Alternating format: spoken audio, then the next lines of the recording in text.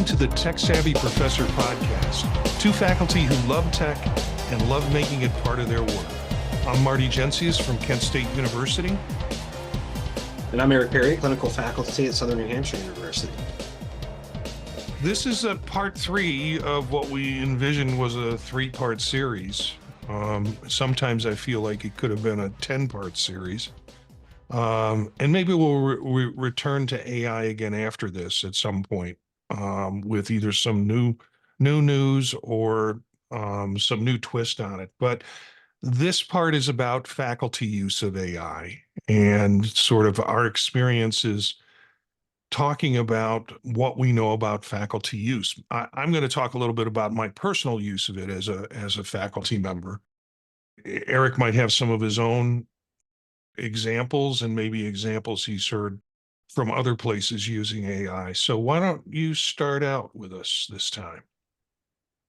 Yeah, I think I have to talk about first just the drama that seems to surround AI. I know there's a lot of controversy around how it should be used and what it should be used for. And I think those questions, need to bear fruit and need to be discussed. There's definitely implications for using it. That being said, there's a lot of ways I think it can be helpful. And one thing that some colleagues of mine recently presented on is using it for rubric development, which I thought was really neat. So coming up with these prompts that help them generate not just the rubric criteria and the wording and the verbiage, but how they could work with ChapGPT to determine, what could we make and kind of standardize across courses in terms of what the rubrics would look like, standardizing some of that language. You start to kind of get in the weeds with rubric development, especially when you're trying to show these different points of assessment throughout the program. And you want to keep them consistent so that you have that data across those courses. And I think, ChapGPT can be helpful in particular in looking at some ways to do that.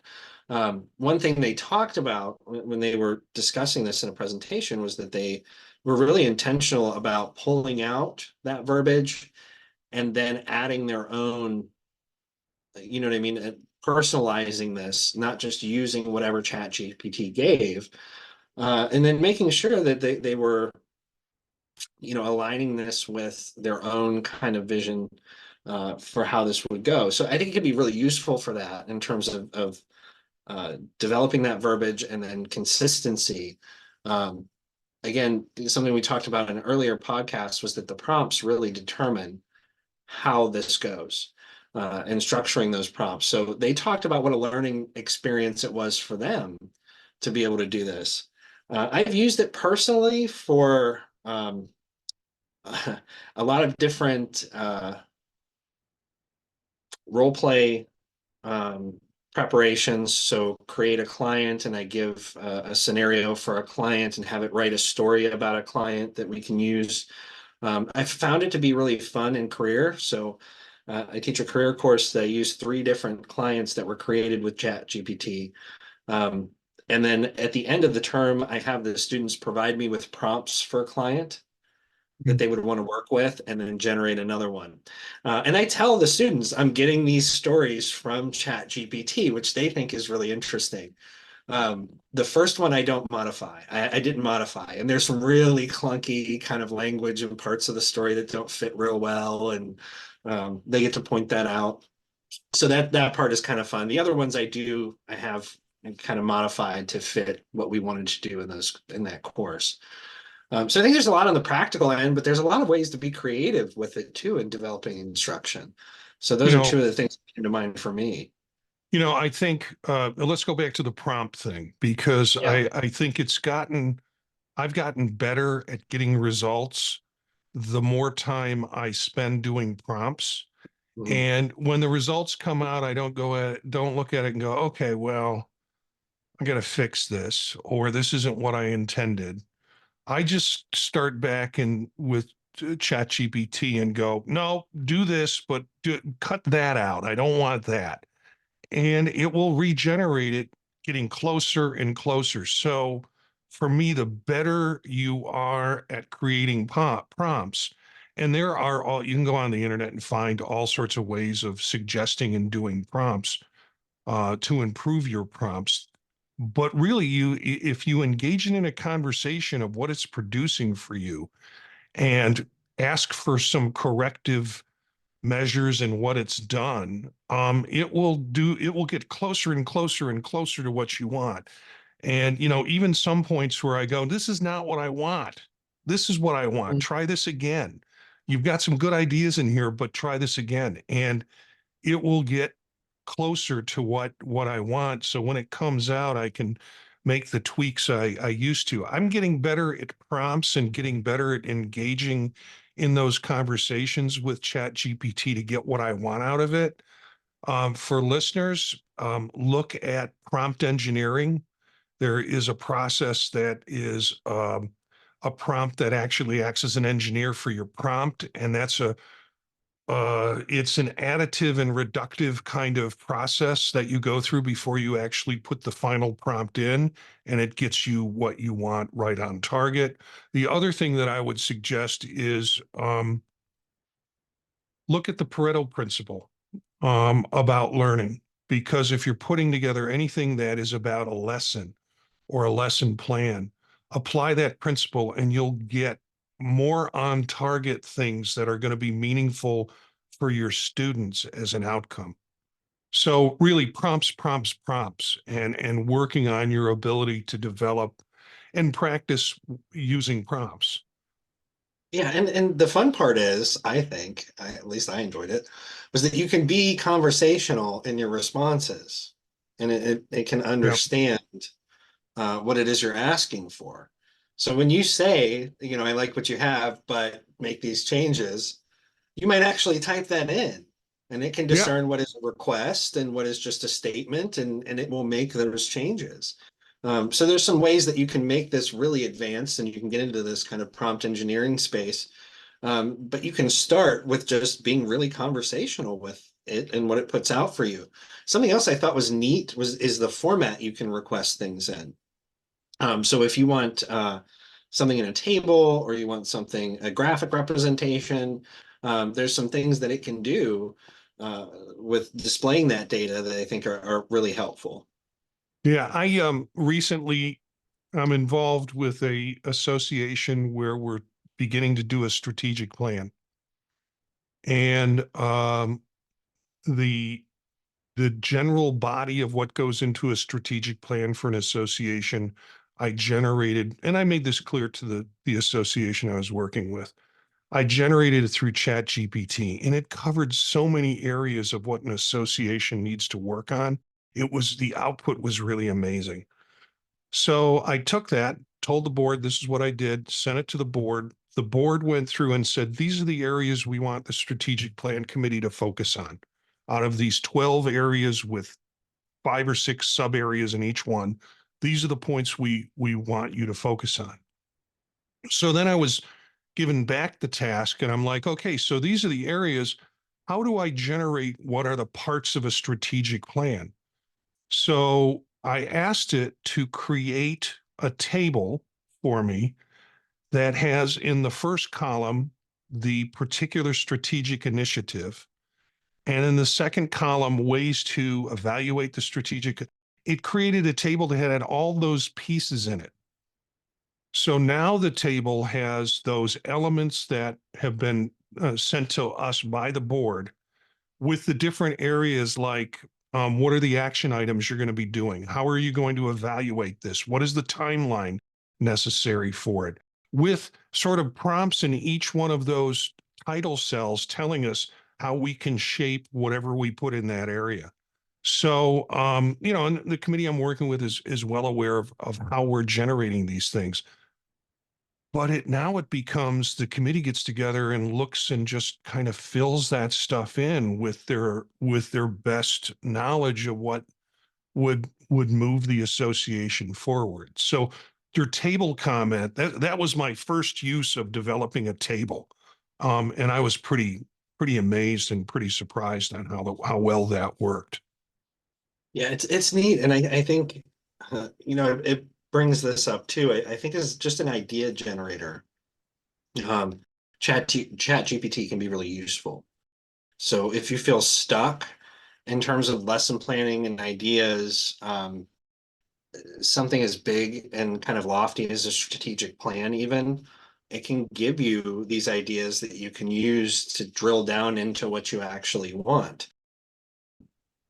It's funny. I went in kind of to prepare for this and just asked ChatGPT what it's useful for Hmm. educators. And it talked about it can answer questions, it can help with lesson planning, homework support, language learning, feedback generation, professional development, idea generation, accessibility support. So considering accessibility and how materials would be accessible, and then just a quick reference tool. Yeah. So it gave just here's some ideas of things it can do. So you can even ask when you like, what are you capable of?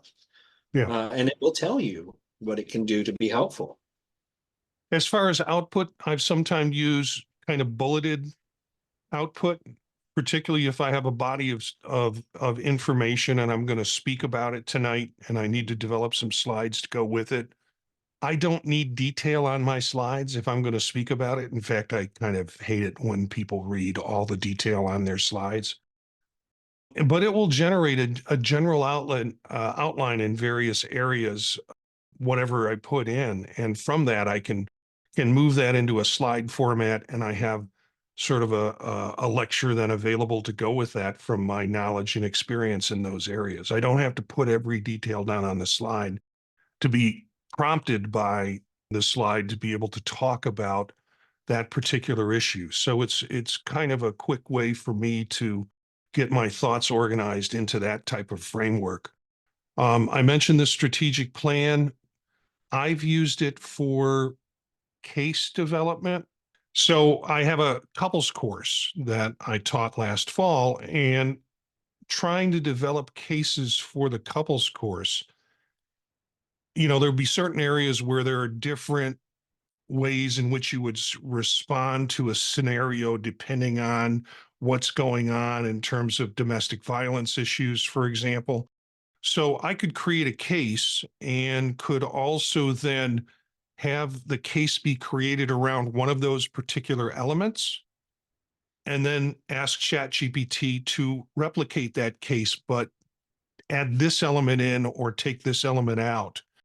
And then I would have 4 or 5 different role play cases that small teams could work on and talk about potential interventions with a couple that is facing those distinct sort of differences in the area. You can do things culturally. I mean, you can add cultural pieces in. You can make sure that ChatGPT takes that into consideration when developing it. Folks will talk about the ethics of doing this. I think, if the computer is generating this simulated case, you have a responsibility as an instructor to read it, look it over, and make sure that it's what you want and what's intended in the purpose, and edit where necessary. So I've seen people also use ChatGPT for clinical disorders. And I know ACA right now is working on some discussion about using AI in terms of diagnosis and the appropriate use of diagnosis. But the way I've heard people use it for clinical cases is the instructor, this is not me, but the instructor would generate a case around a clinical disorder, hand it out to students, have students kind of evaluate the disorder, and then evaluate the accuracy of what ChatGPT did, like what was missing, what was accurate or inaccurate in the process. So, you can use it against itself in that way as a teaching opportunity for students. I think another thing too, just in considering how we're using it, ChatGPT will provide disclaimers a lot of the time around the content that it generates, especially if it's around something as sensitive as mental health. So if you're creating a story, that's fine. It doesn't, but one thing I put in just as a test at one point was, list the diagnostic criteria for major depressive disorder. And it would list that out based on what it has from the DSM-5, and then gives a disclaimer at the end and says it's important to note that diagnosis should be made by a qualified mental health professional based on a comprehensive assessment of the individual's symptoms and history.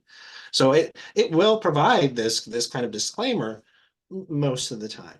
So, those things are important too, to reiterate, I think, to students that this is not designed or intended to be used in this way to diagnose, but it can be a supportive reference or tool.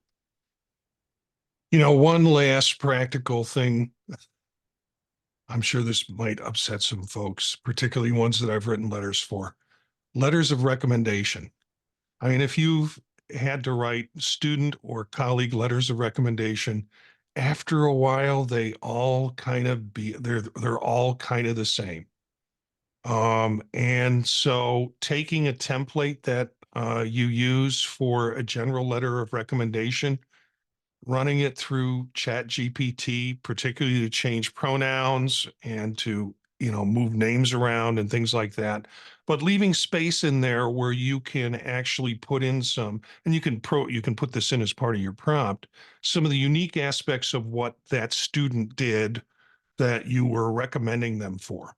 So you can just put that in as bullet lines in your prompt, and it will generate the body of that letter of recommendation with the unique aspect of why you're recommending the student. So saves a lot of composition time in that. Of course, you have to go back and you have to review it and make sure that it's an accurate depiction of what you want to say in that.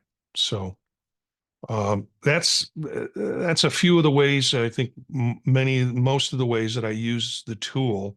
I think I need to think more about, hey, I could try this. I could use this for this for this particular activity, and see what happens, and see if I can incorporate AI more with my workflow.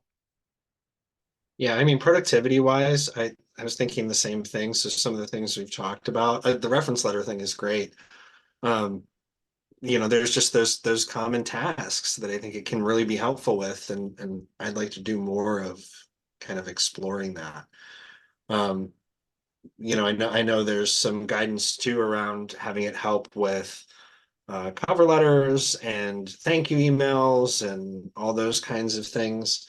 Um, and you can find those things by Googling, but ChatGPT lets you personalize and add things that you want as a part of that and helps you put that language together, which I Yeah, think is sometimes neat.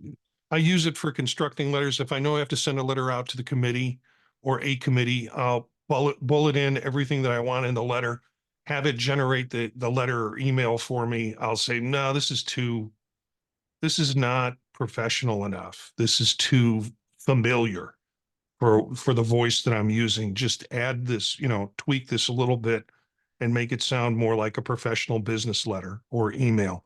And it'll make that adjustment. And I'll go in and take out things that I think are too lofty, that people would say Gensius would never say that anyways. So I'll course correct it in the process. But yeah, it speeds up that cold writing that you have to do uh, for the business that we do. Interesting thing that I heard, I'm wondering if this is going to go this way. It looks like I'll be presenting at a conference this summer on AI and productivity with a bunch of technologists, which is going to be loads of fun for me to present on that. But Apple is starting to develop their own AI base, and at the same time, one of the concerns about AI is all of these chat bots chat with each other.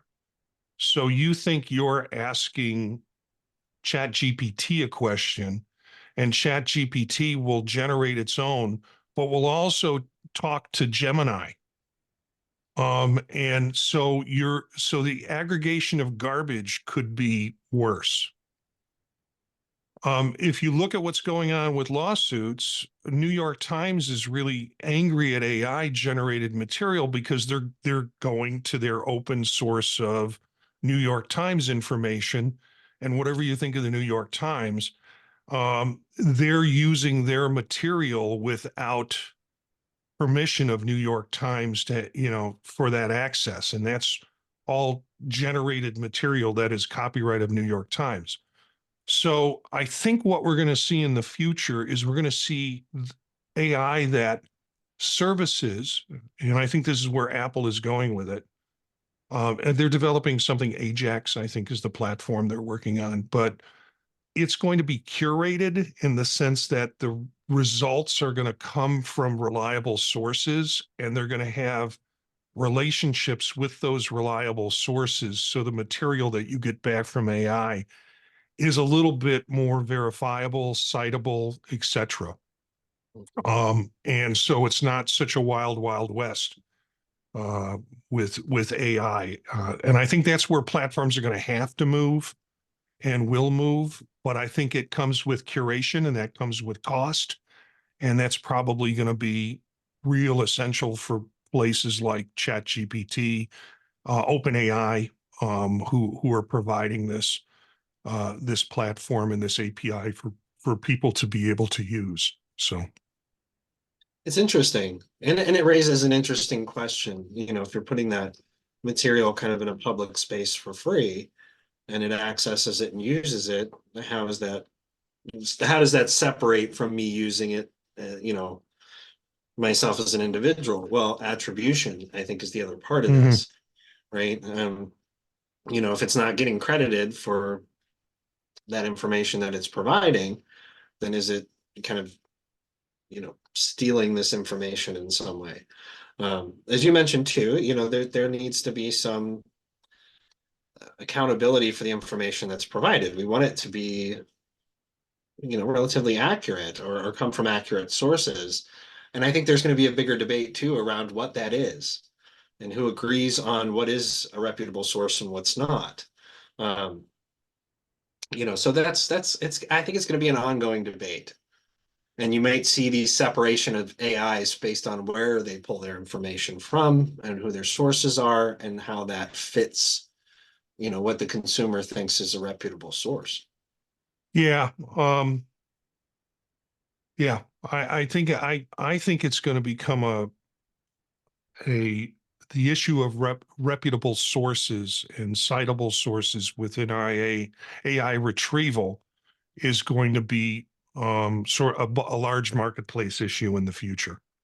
Mm. That it's going to be turned into more of a reference focused product.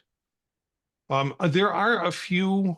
There's one other app that I've been playing with that is well, there's a couple of apps, Read.io, but in particular, Elicit is an app that you can put PDFs of articles in, and it gives you summaries.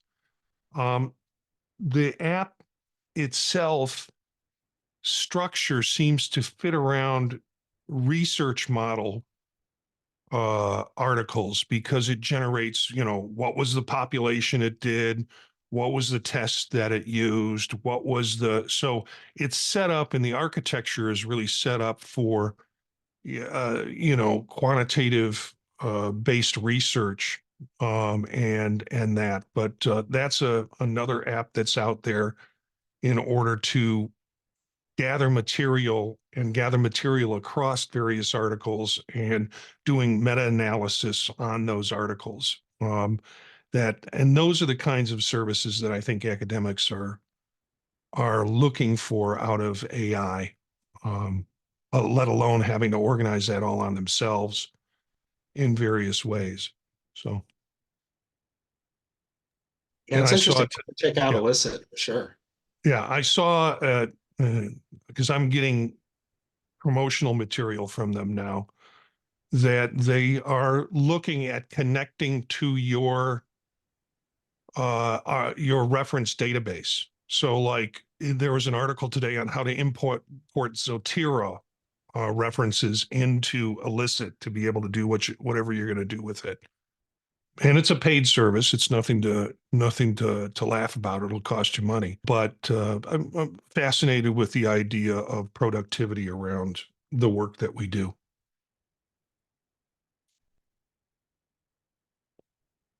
So, boy, this is going to take some editing because I just lost my notes. I just lost my notes. Fire alarm in my notes. Okay. Okay. So do you have anything else to add, Eric? I don't think so. I think it's just exciting, and I like the idea of returning to this maybe, 3, 6, 9 months from now, just to see what's changed and what kind of developments have come out. Because I think you're going to continue to see things change rather quickly. Yeah, I agree. And I'm excited. I think sometime around summer we're going to start seeing some, at least from Apple's standpoint. Tim Cook has been hinting at we're going to put our foot into AI, and I think that's coming out with the new operating system that'll come out in the summer. And so I think this is all teasing us for some rollout of at least from Apple's standpoint, AI systems versus the stuff Microsoft is, I guess, is heavily invested in ChatGPT. That's gotten Elon Musk upset that they were a nonprofit. They have a nonprofit organization. They have a for-profit organization, and the for-profit organization is going gangbusters with people investing, particularly Microsoft, heavily in the API and in what ChatGPT can do. So all of their Copilot, Microsoft is using Copilot through a lot of its product, and as a result, they're paying buku bucks to the for-profit version of OpenAI. So I'm anxious to see what happens in the summer, maybe in 6 months, see what's out there and how the landscape has changed.